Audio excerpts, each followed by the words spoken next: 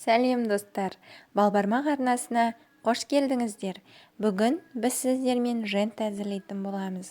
Ол үшін 500 грамм жармамызға 200 грамм ерітілген сары майымызды құйып, үстіне жарты банка қоюлатылған сүт қосып, жақсылап араластырамыз.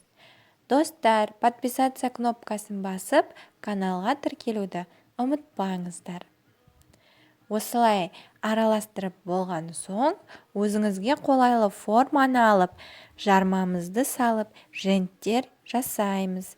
Менде осындай таппервейдің ыдысы, оның осындай үлкен және кіші насадкасы бар. Негізі әртүрлі мақсатта пайдалана беруге болады. Ыңғайлы форма.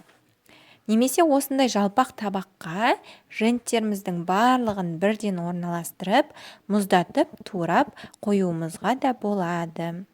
Ол кезде де әдемі төртбұрыш женттер пайда болады.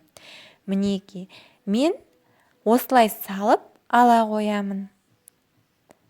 Тағы айта кететінім, жарманы өз қолыңызбен істеген абзалырақ.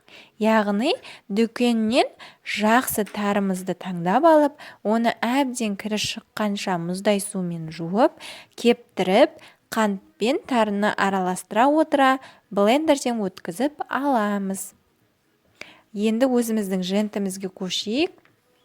Осындай әдемі женттеріміз пайда болды.